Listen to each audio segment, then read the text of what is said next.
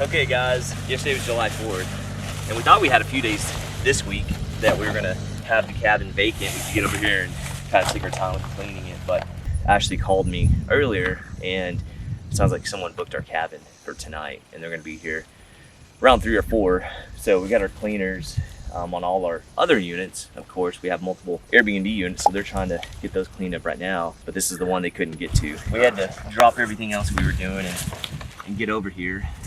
Just another day being a real estate investor here in beautiful Denison, Texas. Make me work, make me sweat inside, make me feel like I'm alive. Take this hurt, lady, throw it in my face. Don't let these bones slow you down, 'cause I'm coming on strong. The grass should have looked greener. I need a true believer in the sky.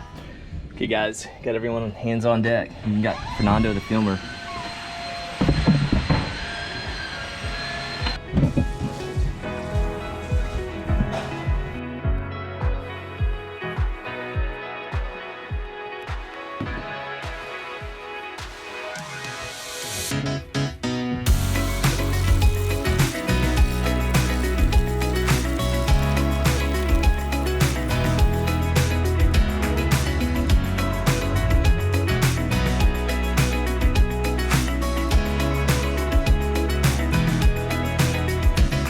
Everyone complains about mosquitoes in Texas, which we have them in town at our house, but out here, for whatever reason, mosquitoes just aren't too bad. It's the freaking flies. Flies are horrible. So we get this stuff from you get the stuff that's made to take care of the flies. You just kind of put it all around all the windows and doors, and it really works well. I mean, you got to put it out every week or two, but you put it out and you don't have flies laying all over you, bothering you inside the house. Y'all saw the intro earlier. Like I said, it's a Monday. It's getting closer to 3 o'clock now, and our tenants are fixing to be here. And we just had like a little last minute cleaning we had to take care of. Like I said earlier, we had the cleaners that, I don't know, Ashley takes care of the scheduling, but another 3 or 4 of our Airbnbs, trying to get all those ready. And so this was a late check-in, so of course it was at the bottom of the list of priorities, because they booked really late. So now that they've booked, we had to haul over here and start getting it all ready for them to be here. But you saw us picking up fireworks, end up trash cans completely full, so couldn't throw it in there. We ended up just burning a lot of it, but main part, just getting it ready for the house, but the day in the life of a real estate investor and kind of what we deal with. I mean, making phone calls, emails, picking up trash, sweeping. We do it all here at Briscoe Homes. Scott, I think most of this is deflated. You may just take it out there and wash it, and we'll fold this up and get all most of the water, and like there's a lot of mud in there, get it out.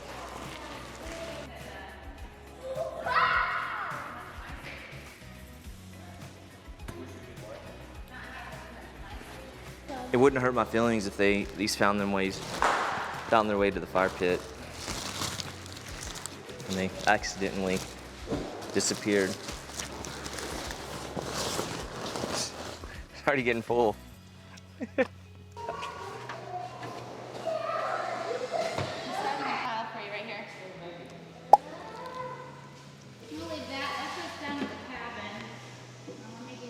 It's really good, Shannon.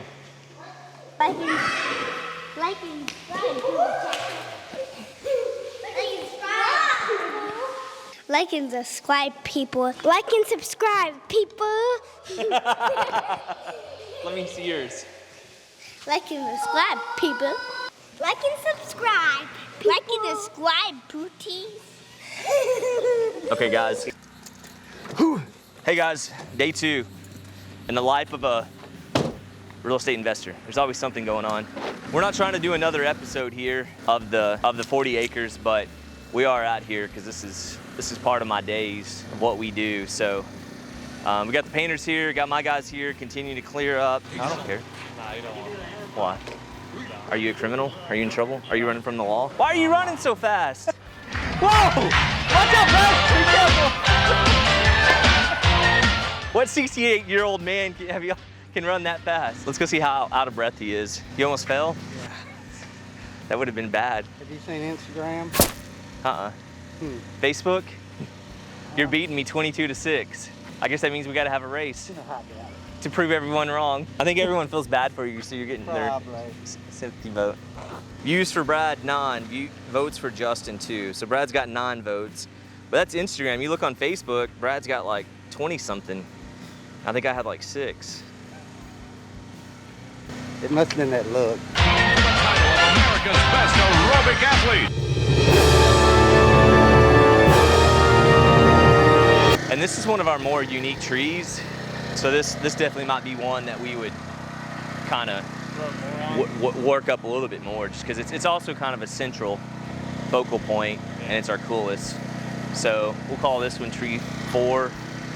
And she may want like that lit up, but then the string go from this to there and like kind of switch them up. Maybe have the string go into a non-lit tree just to kind of mix it up. So we're calling that 4. We'll call this 5, 6. I'm trying to be as maintenance free as possible with all this stuff, not always having to mess with all these different items. When you're walking across, it's 5-6 foot above your head instead of. Or the other option is that if you go a little bit, like, don't do the one across and go a little bit higher up. Okay. Well, this should have been a meeting Ashley was at. Story of my life. So, you guys saw one of our videos at the sheriff's sale where we bought a property out in Pottsboro, Simmons Shores, real close to the lake. Hi, my name is Skylar Blattner, 469. I was calling, I saw on the Grayson County website that you guys actually bought the lot directly behind us there at Simmons Shores in Pottsboro. That neighborhood has a restriction that you can't build on less than 3 lots. And so I was just wanting to know if you guys would be interested in selling the lot that you purchased at the tax sale, obviously for a little bit of a profit, but would love to get it bought so that nobody can build right there behind us. Give me a call back, 469-263-0220.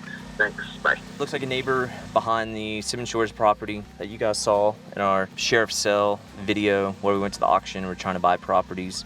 If you haven't seen that yet, go back and look at it. It was a real cool video, just kind of going across Grayson County, looking at a lot of properties that people weren't paying back taxes, and so they come up for sale at the auction. It's a great way to get good deals on properties, but as you'll watch that video, I don't feel like there's good deals there anymore. I don't want to miss an opportunity, so I'm still going to go, but I just don't think there's the opportunities and the great pricing that there used to be, because it's just so competitive. But this is one lot that I purchased. I think we paid $4 or $5 grand. So, I mean, honestly, I really overpaid for it. I liked the lot. There is stuff that you can do with the lot. If you can get a neighbor's lot, or in this situation, sell it to the neighbor, make a little bit of money. I've owned quite a few lots out there, and been successful with all of them. And so the thing that it stinks is the person I was actually bidding against was clueless to these restrictions, and didn't realize that they couldn't build out there. They just saw a lake lot they were going to get for $4 or $5 grand, so they kept bidding against me. Unfortunately, I missed out on probably another 2 or 3 of them that I probably could have got for $2 or $3 grand. But this person just didn't know what they were bidding on, and they still may make money on it. But definitely, I wasn't getting anything, and I kept taking my minimum bids higher and higher just because I kept missing the previous stuff. So I did spend a little bit more on this lot, but let's call this guy and see if we can get it sold.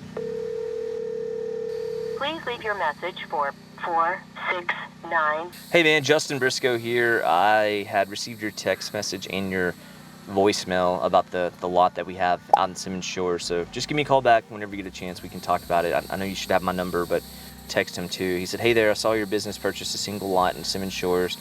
There's a deed restrictions that requires 3 lots to build. I'd like to buy the lot from you on Toy Lane. If you're interested in selling, we own the lots right behind it. So you guys are watching me right now make these phone calls, because I mean, literally this is what 80-90% of my day consists of, is just sitting here responding to emails and text messages and people calling me. I get probably 5 or 6 calls like that a day, with people calling me wanting to try to buy properties that I either own or I've owned 3 or 4 years ago. It's crazy. And they're probably wholesalers or whatever. I get it. They're hustling. They're paying for these call centers to call everyone in this county or whatever. I mean, I get it. They're trying to make money, but as people like myself and investors, it just hit pause for a second. So that was my painter real quick. He showed me something that I actually seen earlier. We're getting a little bit of mold. Again, this is being a real estate investor. This is part of it. It's always stuff like this happening. I mean, we just got to figure out how to fix it. It's part of it. But a lot of people think that's really, really bad, and it is. but we're going to do stuff to prevent that. These houses being so small and so tight, 10, 15, 20 years ago, the builders used to say, oh, you can make a house too tight. When we started using spray foam, the house is too tight. You're gonna have mold issues, and that's true, you will. But the goal as a builder, the way I look at building science, is I wanna make a house as tight as I can get it, and then I wanna control the air that's coming in. I wanna bring in fresh air, conditioned fresh air. So we're gonna have our mini splits running. That's gonna help with moving air, condition the space, and then we're also gonna be bringing in fresh air from outside. So if it's really hot outside, the fresh air intake's gonna bring in air, and it's gonna condition a little bit, cool it down just a little bit before it shoots it into the house. And as it does that, it's gonna take out the cold air and push it out. So we'll be taking out the stale air, bringing in fresh air, and that's gonna help prevent that. But with it being so hot right now, with all this rain that we've got, and there's so much moisture, and there's so much humidity, we got all these doors shut, and these things are just kind of sitting idle right now. We're getting a little bit of mold kind of growing on the cabinet. So not a big deal, but they're gonna go through and start priming, I think Wednesday or Thursday. So I'm gonna have my guys go through, and they're gonna get some bleach and kind of water it down, and then we'll get it all cleaned up and kill all the mold. And I'll probably start cracking some windows too. We're leaving everything shut for security reasons, but that's getting us this close to getting AC on and everything. I wanna protect everything that's in there. So we'll probably open up some windows so we can get some fresh air in there and take care of that. But yeah, it's just little things like that that always comes up. I mean, honestly, I probably have not ever built a house this tight. It's just so small. We don't have just a ton of functioning windows because it is so small, and that's normally where you lose most of your air. And so it's just so small and so tight that we're having moisture issues. Please call me when you have a my. And she said minute. So please call me when you have a minute. Hello? Yes, this is Justin Briscoe. How are you? I'm good. How are you doing, Justin? Doing good. I got your text message last week. Sorry I hadn't called you back sooner. We were real busy last week getting ready for our 4th of July party, but I wanted to make sure I gave you a call. Sure. Yeah. No, I just touching base on that property. You know, it's just I went up and I talked to the city, and they said that that little house is not acceptable for that land. Yeah, that's why we're not currently working on it right this second. We're kind of in a disagreement with the city. I got a tractor driving by. Hold on, just about 5-10 seconds here.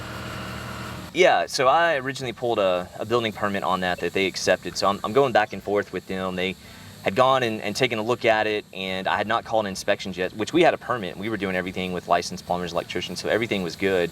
But then I guess Roger, one of the inspectors, had came by and had notified, I guess, Betty with the city, and so we'd had a meeting with them. So we're trying to figure out what our next step is. Of course, in that part of Denison, they're considering it a new construction, and they're wanting us to build 1,200 square foot. They're wanting a double car garage, and that lot, as small as it is, and having the storm drain running through it, I mean, it's just never going to be possible for that size of a square footage and the easements and everything. So that's where we're doing a remodel on the existing structure that was there. But you didn't remodel the existing structure. I saw you guys tear it completely down. We took the walls down, and we reused a lot of the lumber that was existing and put the walls back up and took the rod out. So I mean, we used a lot of the original foundation. A couple of the walls are the same from what the original structure were. I mean, yes, we did extend them, but that was based off our permit that was pulled with the city. So a lot of the original walls are still being used. A lot of the original lumber is still being used. So I mean, it is a remodel from the city's perspective with what well, that's not what they told me. Well, that's what they're also disagreeing with me, and that's why we're in the predicament we're in right now. So I've laid out a few options for them. I have not talked to the city until Friday, I think, when I didn't hear back from you, and I just, I'm tired of the mess. Yes, ma'am. And I went up to the city, and I'm like, what can we do about this junk next door? Yeah. And they said that people have been complaining for months. And I'm like, oh my gosh, I'm the one that's right next door, and I've been so nice to Justin. Yeah. And we have, I mean, Justin, there are kids that go in there and play. I mean, it's dangerous the way it is. And the neighbor up the hill, she approached me, and she said she's even seen a guy coming out of there like a squatter. And I called you when I saw yes, ma'am. somebody yeah. that wasn't in the neighborhood. So it's not something that the way it is should be in our neighborhood. No, I completely understand. I mean, the city of Denison should have never accepted my building permit if they're going to backstep and say, once I put 50, 60 grand into this property, they should have never backed out. I mean, they approved, like I've got an approved permit. Like I paid my permit fees. It's fine. I mean, I feel really bad. Honestly, I do. I mean, it's an eyesore, but I mean, I'm stuck. I mean, I'm the bad guy here, but I'm the one that's got all this money into it, and the city's approved a permit that now they're backtracking and saying I can't move forward.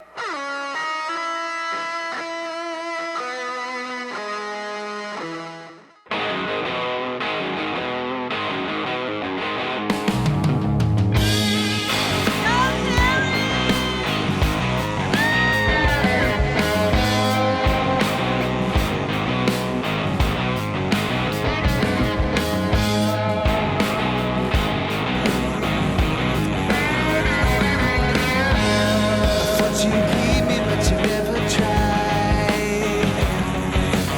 I thought you'd gone and left me here to die. On and on, you keep staying on by my side. But it's me who's going for a ride.